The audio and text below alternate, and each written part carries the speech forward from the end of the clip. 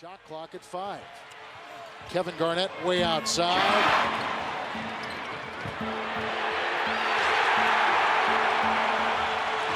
Care about our energy. You should. Here's Garnett. And on top they've got Sprewell and Kevin Garnett, who is 3 of 7 over Divac. Post up over Cassell. And Divac on a point by Kevin Garnett is Sprewell. And Garnett with the fake on Friday and maneuvering to nothing run, with Garnett feeling Miller right in back of him. Kings have missed 9 consecutive shots. Kevin Garnett! Rebound by Kevin Garnett, who's got 10 rebounds and 19 points. Little catch with Hoiberg, and Garnett goes safe. 14-9 the count. Sonics on the baseline. It's Allen. Antonio Daniels in the crowd applauding the return of Brent Barrett. Covering Hudson. Picks up the dribble to Garnett. Fakes, spins, leans, fires, got it. And then Kevin Garnett comes back. Great spin move. Just elevates over the defenses. Hangs. Up top to Garnett. Kevin Garnett. A name that is synonymous with basketball greatness. He was a force to be reckoned with on the court, dominating the game with his unparalleled skills and intensity. But where did it all begin?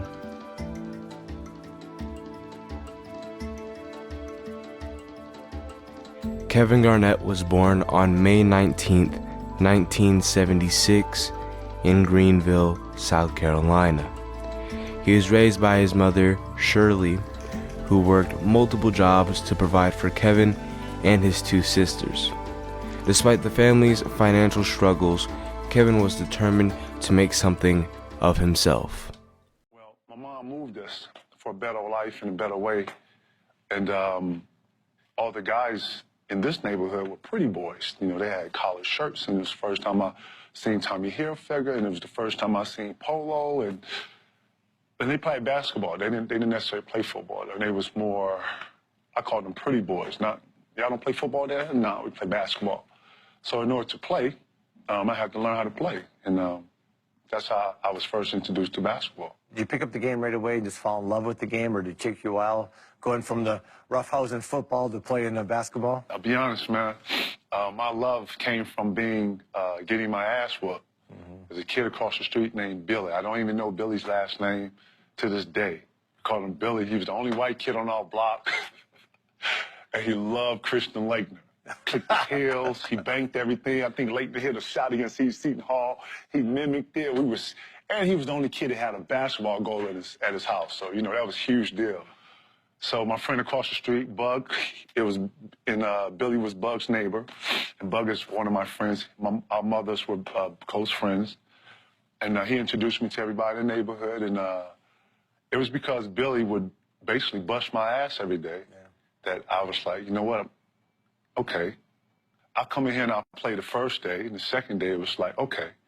By the third, fourth day, I got tired of being a stick man, which is when you put your hands up and no one's passing you the ball. I started to understand what I was doing, and slowly but surely, from a competitive standpoint, I wanted to be better, just so that I can compete, and just so guys would pass me the ball. And I can say, Mac, when I started, I never looked back. I didn't think about football. I didn't think about cross country because I was a really good track runner and all this, or I was into track.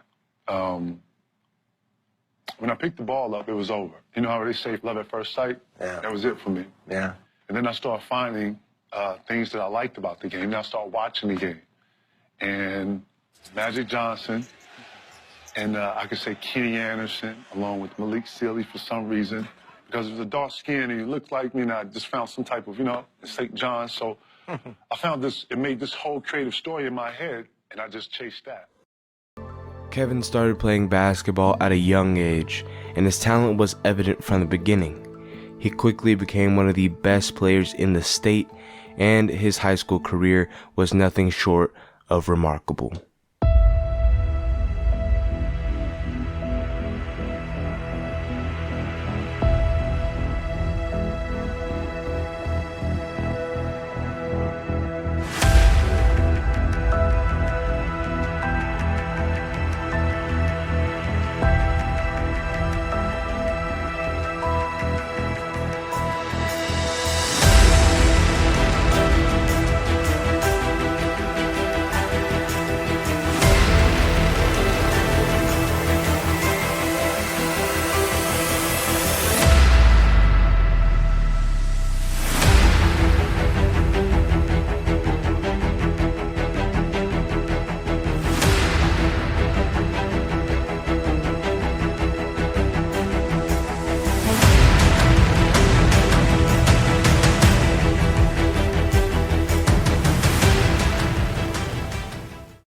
In 1995, Kevin Garnett made history by becoming the first player in 20 years to skip college and jump straight to the NBA. Scottie Pippen, boy. Boy, you crazy mother, boy. Man, Joe, boy, I just saw you play against Scottie Pippen. Well, you can go to the league. When he said that, boy, everything stopped, y'all. I looked at that man, I said, what you just say? It's Isaiah. Zeke was like, yeah, come here. Lord, we sat there for two hours. And I can actually repeat what he said verbatim. When he told me that shit. Had you playing McDonald's or anything? No, I ain't went to McDonald's yet.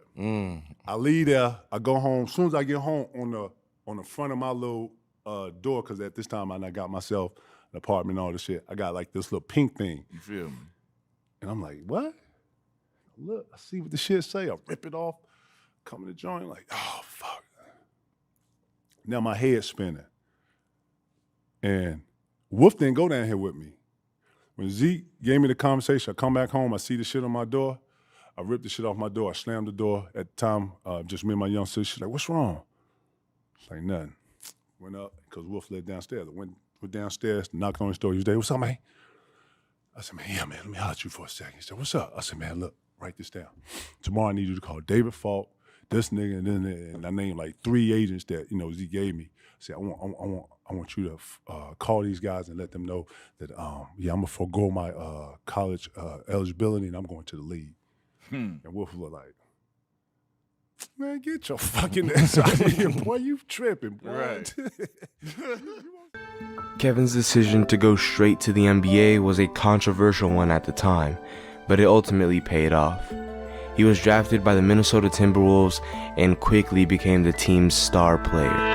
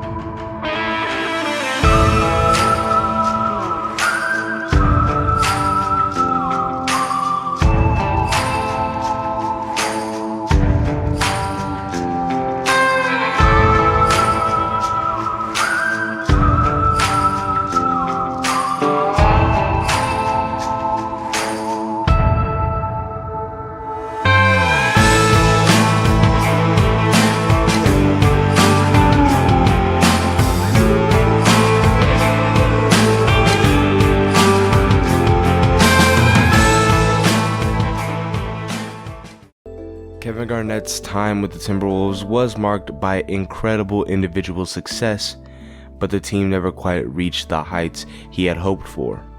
In 2007, Kevin was traded to the Boston Celtics, where he would go on to win his first NBA championship.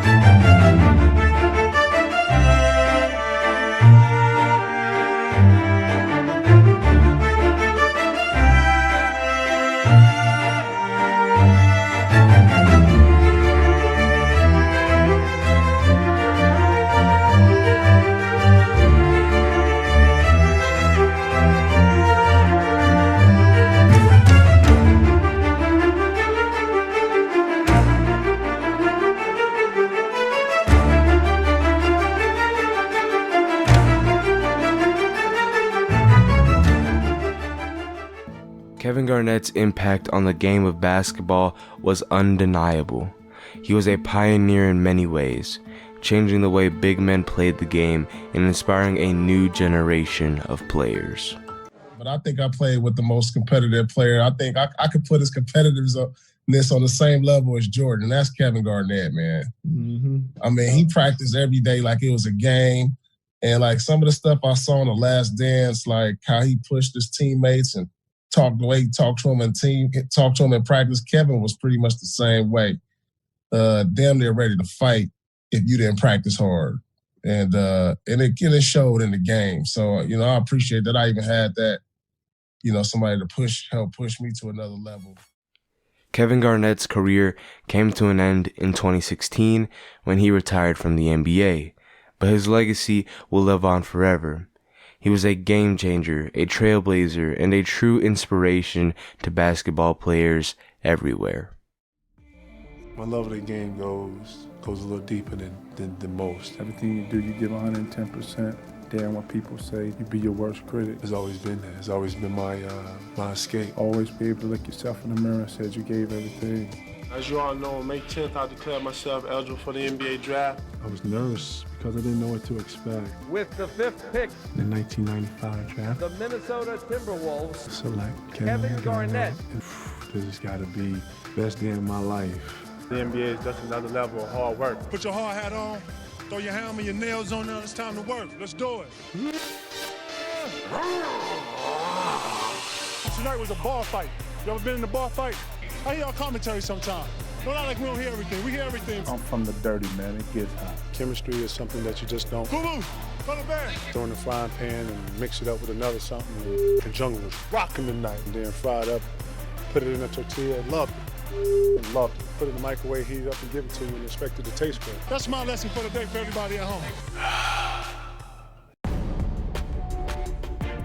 Never go through life doing something half-assed, as my mom would say. I'm happy to know that I'm going to be in Minnesota for the rest of my life. People focus on what's going over here with the next person when they should just focus on themselves. Even though it's an individual award, man, I won't be nothing without those knuckleheads, believe me.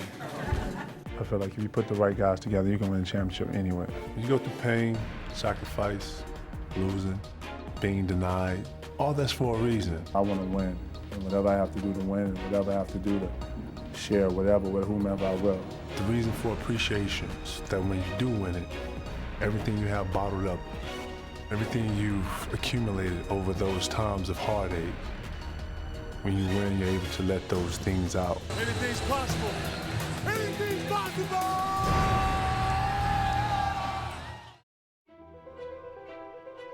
I wanted to retire in the green, I'll be honest. That's how I saw it, and that's what it was. What's up, Brooklyn?